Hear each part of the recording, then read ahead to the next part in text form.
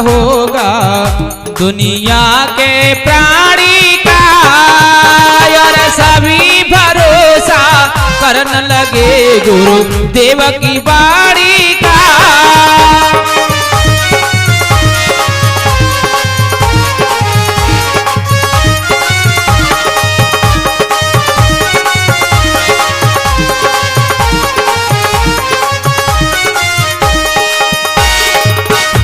बहुत से जीव सताए हैं कि कितने पाप का जा रही। अब प्रेमियों वाक्य आता है इधर का। एक बार क्या हुआ था,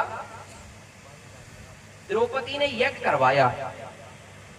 द्रौपदी ने यज्ञ करवाया तो कृष्ण भगवान से कहा, बोले महाराज यज्ञ करवाना चाहते हम, आपकी दया कृपा हो जाए, हम करते जाएंगे।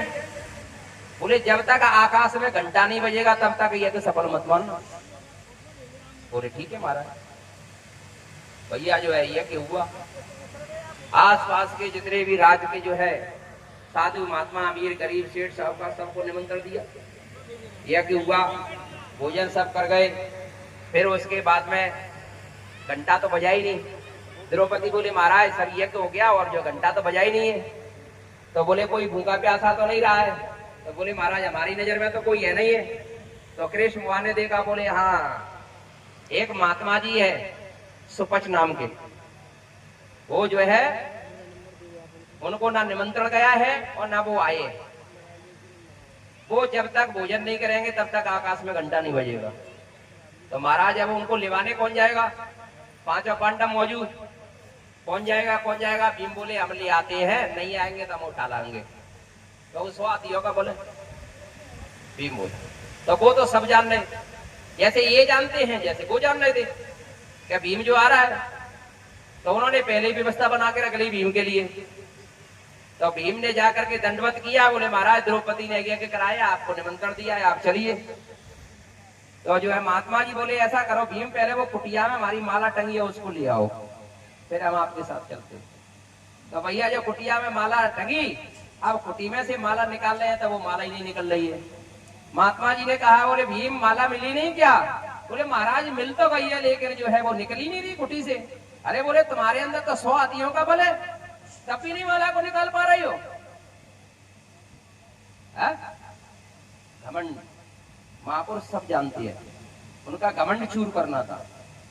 तो वो माला नहीं निकले, आई गलती मांगी भीम ने, महाराज गलती हो गई।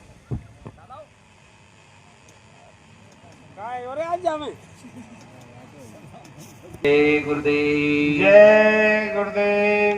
तो प्रेमियों फिर क्या हुआ, महात्मा जी ने कहा, बोले उठा ला माला। तो वो माला निकल आई। बोले महाराज लो अब तो चलो। बोले नहीं अभी नहीं जाएंगे हम। तो बोले महाराज कैसे जाओगे? बोले हमारी शर्त है उसको तो पूरा करो। बोले महाराज क्या शर्त है? बोले 100 अश्वमेध यज्ञ का मुझे फल चाहिए तब मैं जाऊंगा आपके पास साथ में।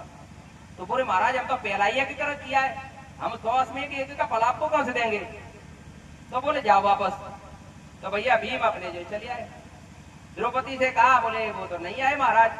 बोले क्यों नहीं आए? बोले 100 अश्वमेध यज्ञ का फल चाह रहे हैं वो तो। तब बोले आएंगे।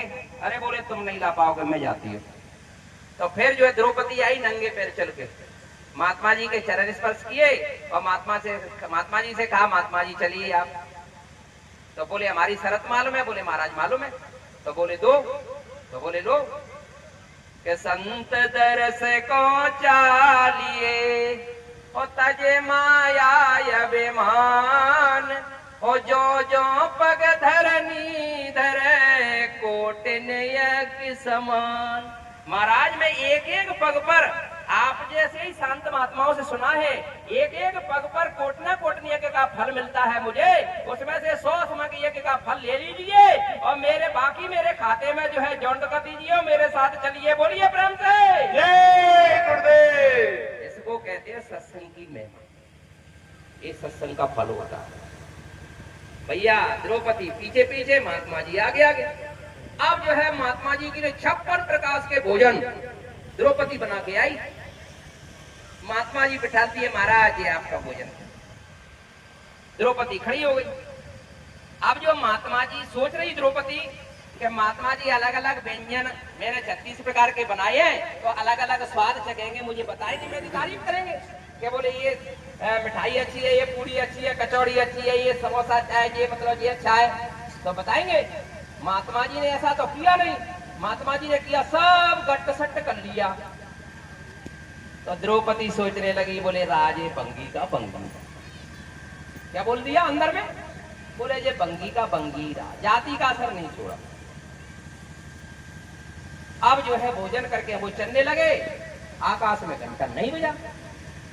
अब वो जो है कृष्ण भगवान से बोली, महाराज घंटा तो बजो ही नहीं, महात्मा जी ने भोजन कर लिया। तो कृष्ण भगवान ने कहा, बोले तुमने कोई गलती तो नहीं की, तुमने कुछ बोला तो नहीं? बोले मैंने कुछ नहीं बोला। बोले कोई गलती तो नहीं की? बोले महाराज कोई गलती नहीं है। अरे बोले कुछ सोचा तो नहीं? बोले महाराज हाँ, दिमाग पर जोर दिया, सोचा तो था। बोले क्या सोचा? बोले मैंने ये सोचा था कि 36 प्रकार के भोजन हैं और जो है अलग अलग स्वाद मुझे बताएंगे, लेकिन महात्मा जी ने ऐसा तो किया नहीं, गट सट करके खाया। तो मेरे मन में जो आया, बोले राज जाति का बंगी का। अरे बोले सत्यानाश कर दिया।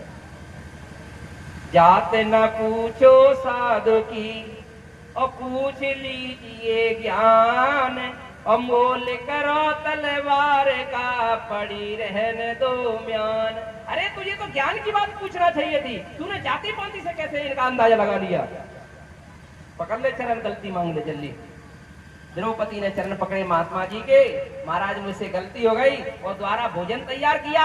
और तब द्वारा भोजन तैयार किया, तब जो महात्मा जी ने भोजन जो है स्पर्श किया और जो है लिया उसमें से, तब जाकर के आकाश में घंटा बजा। बोलिए ब्रह्म बाबा जय गुरुदेव जी महाराज के संदेश में प्रेमियों, सत्संग तो ये सुनाते हैं, हम संदेश सत्संग सुनाने वाले नहीं है, हम तो गुरु के वचनों के संदेश को, सत्संग रूपी वचनों को संदेश के रूप में संदेश वाहक बन करके, निमित्त मात्र बन करके और आप तक पहुंचाने का काम गुरु महाराज की दया से करते हैं। हमारा इसमें कोई रोल नहीं है, हम तो गंदी नली के कीड़े हैं और आप हमसे बहुत अच्छे हैं, बहुत समझदार हैं, बहुत विद्वान हैं। सबको भगवान ने बुद्धि दी है, बुद्धि और विवेक से रहिए और बुद्धि विवेक से जो है चलिए और बुद्धि विवेक से अपना जीवन जिए, तब तो ये नर्तन सफल हो जाएगा। नहीं तो किराए का मकान ये गिर जाएगा। फिर कोई संगी साथी आपके साथ आया है ना आपके साथ जाएगा, वो जाने वाला धन है, वो आपका रक्षा करने वाला मददगार है, वो आपका सच्चा साथी है, वो आपका सच्चा हमदर्दी है, वो आपकी सच्ची आत्मा का